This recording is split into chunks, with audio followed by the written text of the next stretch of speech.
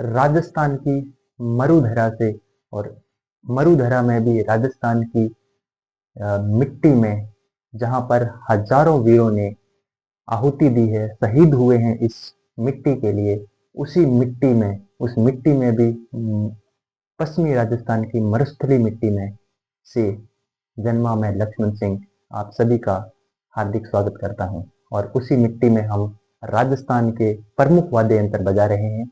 और आज का हमारा टॉपिक, जो कि कल स्टार्ट हुआ था, राजस्थान के प्रमुख वाद्य यंत्र, और हम स्टार्ट करते हैं राजस्थान के प्रमुख वाद्य यंत्र, जिसमें हम तद वाद्य यंत्र पहली क्लास में कर चुके हैं। आज हमारी दूसरी क्लास है जिसमें हम सुशीर वाद्य यंत्र पढ़ेंगे बहुत ही अच्छे डिटेल से।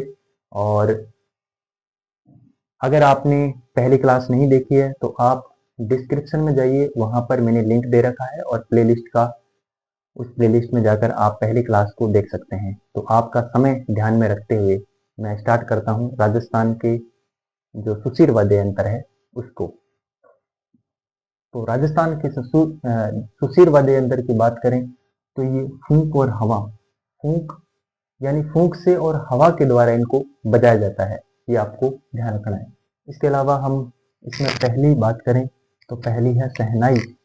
शहनाई बिस्मिल्लाह खां, इसके प्रमुख वादक जो हैं वो बिस्मिल्लाह खां हैं, जिनको भारत रत्न मिला था 2001 के अंदर। तो ये आपको मोस्ट इम्पॉर्टेंट है, आपको ध्यान रखना है। इसके अलावा हम दूसरी बात करें तो दूसरे में है बांसुरी। बांसुरी के जो प्रमुख वादक हैं वो हैं हरिप्रसाद चौरसिया और पन्ना घोष। ये दोनों के दोनों जो हैं वो इसके प्रसिद्ध वादक हैं। इसके अलावा हम बात करें अलगोजा की, तो अलगोजा को कौन भूल सकता है, क्योंकि राजस्थान का राज्य जो वाद्य यंत्र है वो यही है, ये राजस्थान का वाद्य यंत्र है। इसके अलावा ये बांसुरी के समान दिखता है। और रामनाथ चौधरी जो है वो इनको नाक से बजाते हैं। और इनकी भी बात करें तो ये जयपुर से जो है इनका संबंध है, ये भी आपको ध्यान रखना है। इसके अलावा हम बात करें अगले पॉइंट की तो पुंगी, ये तुम्बे को जो काट कर आधा जो काटा जाता है, इसके द्वारा इसका निर्माण किया जाता है। और कालबेलिया जाति जो है पुंगी का सबसे ज्यादा प्रयोग करती है, और कालबेलिया नृत्य के अंदर भी पुंगी का प्रयोग होता है, ये भी आपको अच्छी तरह से ध्यान होगा। इसके अलावा हम बात करें इसमें नड की, तो नड जो है वो कैर या रोहिड़ों के जो लकड़ी है उसका इस्तेमाल करके इसका निर्माण किया जाता है। इसके अलावा हम बात करें करना भील, जो कि जैसलमेर से इनका संबंध है, इनके प्रमुख वादक माने जाते हैं। इसके अलावा हम बात करें इसमें तुरी।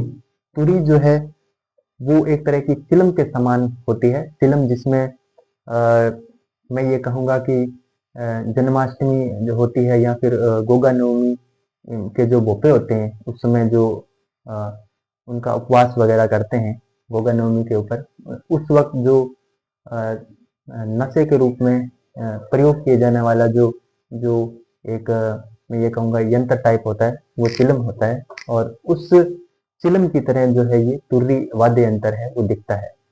इसके अलावा हम बात करें शंख की, तो शंख जो है वो एक समुद्री जीव से ये उत्पन्न होता है।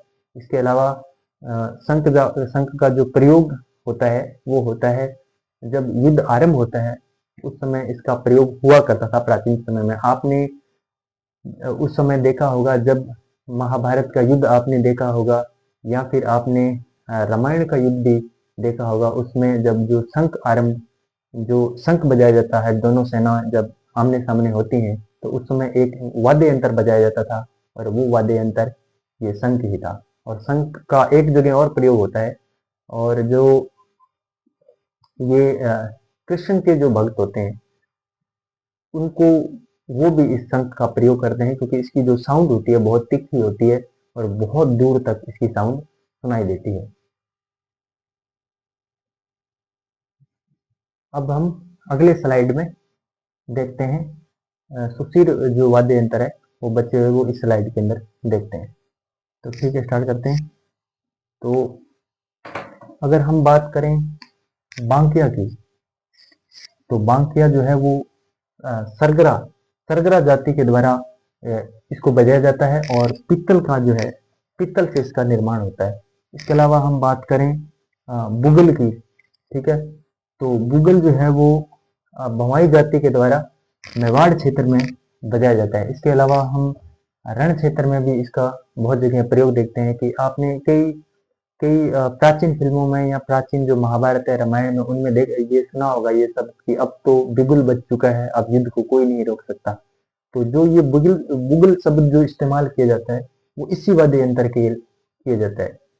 तो इसके अलावा हम बात करें मोरचंग की, तो मोरचंग इसका जो आकार होता है वो मोरचंग की तरह होता है और इसका जो चरवाहे होते हैं, जो पशु चराते हैं, उस समय भी जो है इसका जो है वो वाचन करते हैं या फिर इसका प्रयोग करते हैं अपने मनोरंजन के लिए। इसके अलावा हम बात करें अगले वाद्य यंत्र की, तो मशक।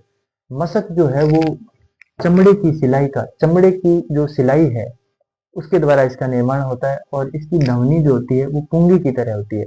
इसके अलावा पुलिस और सुरक्षा बल भी जो है मशक का प्रयोग करते हैं। बहुत जगह आपने देखा होगा जब परेड होती है या फिर कोई बड़ा उत्सव होता है, जो पुलिस को या सुरक्षा बल को या तटरक्षक बल को या जो अपनी सेनाएं हैं, तीनों सेनाओं का जो एक बड़ा स्तर पे होता है, उस समय एक वाद्य यंत्र का प्रयोग किया जाता है और वो होता है मशक। मशक का बहुत बार प्रयोग होता है पुलिस और सुरक्षा बल के अलग अलग कार्यक्रमों में। तो इसके अलावा हम बात करें सतारा की, तो सतारा जो है वो इसका जो अधिकतर प्रयोग है वो जैसलमेर और बाड़मेर यानी राजस्थान की एकदम मरुभूमि में इसका प्रयोग होता है। इसके अलावा गाडरिया और मेघवाल जो लोग हैं वो इसका प्रयोग करते हैं। इसके अलावा हम बात करें सिंगी की, तो सिंगी जो है इसको रण सिंगी भी कहते हैं, इसके जो आकार होता है वो सिंह की तरह होता है और सिंगी है वो इसका प्रयोग युद्ध के अंदर भी किया जाता है, कि कम किया जाता है लेकिन इसका प्राचीन समय में किया जाता था कहीं कहीं, ये भी आपको ध्यान में रखना है। इसके अलावा हम बात करें सुरनाई की, तो सुरनाई में लंगा और ढोली जाति जो है वो इसका अधिकतर प्रयोग करते हैं और सबसे महत्वपूर्ण है पेपे खां। बहुत बार पूछा गया क्वेश्चन है, तो पेपे खां जो है वो सुरनाई के प्रमुख वादक हैं, ये भी आपको ध्यान रखना है, इसके कलाकार हैं। तो पेपे खां को बहुत बार पूछा गया है, इसको आपको एकदम पूरा रट के रखना है। तो आज हमने राजस्थान के सुशीर वाद्य यंत्र के बारे में बात किया। इसके अलावा अब 2 पार्ट और बचे हुए हैं, अवनद वाद्य यंत्र और घन वाद्य यंत्र, वो हम अगली क्लास में करेंगे। तब तक के लिए मस्त रहें।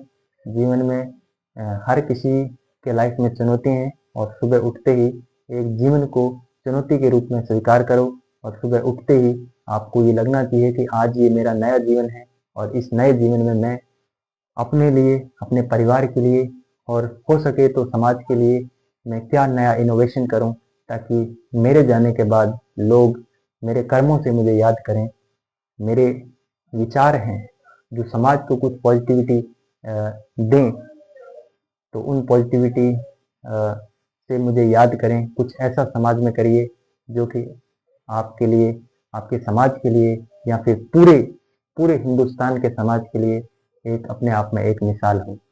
तो इन्हीं शब्दों के साथ हम इस क्लास को समाप्त करते हैं और अब हम अगली क्लास में मिलेंगे। तब तक के लिए जय राजस्थान, जय भारत।